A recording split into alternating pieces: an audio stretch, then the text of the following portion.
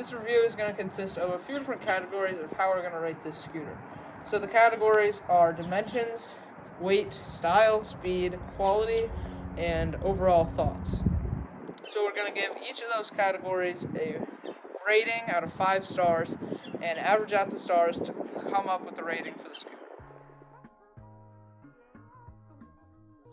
Alright, so going through the specs of this scooter, on the top we have the Lucky Vice Grips, and we have the aluminum Lucky Kink bars. They're 24 inches tall by 23 inches wide.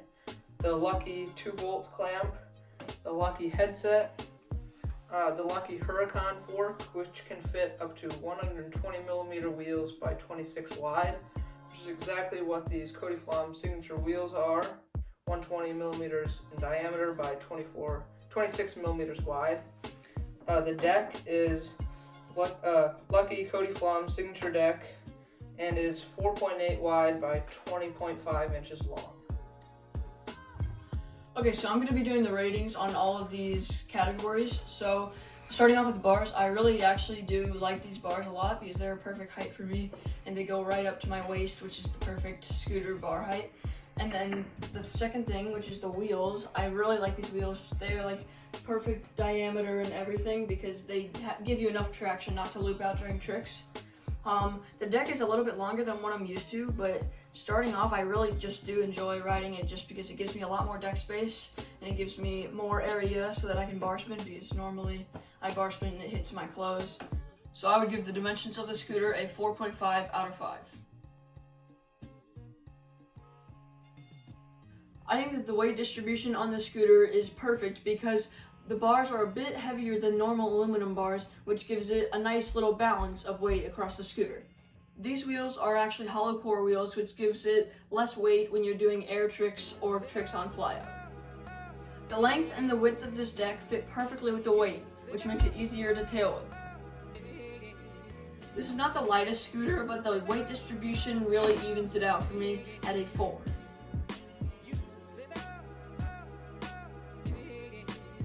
Alright, so our next category is style.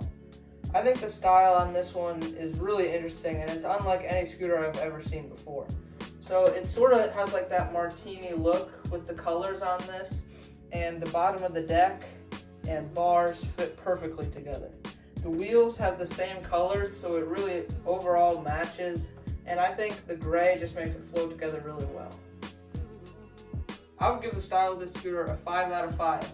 Because the black accents and the gray base really make this red and blue pop.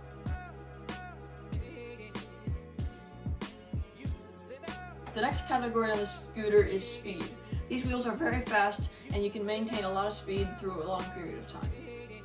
I give the speed category on the scooter a 4.75 because the wheels spin very fast. But all new scooter wheels spin very fast, so only time will tell if these wheels hold up. The next category for this scooter is the quality of the parts. Lucky uses a lot of parts that they sell individually on this scooter, like this Lucky double clamp or the Huracan fork, but there are some parts that aren't as good quality as the rest. Like these Lucky Vice Grips, I think that they're a little hard, and that makes it kind of hard to do bar spins because then your hands aren't as protected from the metal, so it just kind of hurts when they come around. Also, this brake, you really need to stomp on to get the scooter to stop. As you can see, one of the bar ends has already broken, and this grip tape is peeling just a little bit, but the grip tape is really grippy, so that kind of makes up for it. But the main thing that I think is a negative as far as parts go are these grips. I mean, they're not bad, but you could definitely get some better grips. For the quality of the parts on this scooter, I would give it a 4.5. The expensive parts are really nice and high quality, but the cheaper parts are a little less high quality. So I think the expensive parts like the fork, wheels, and deck have more of an impact on the overall scooter than something like the grip tape or brake.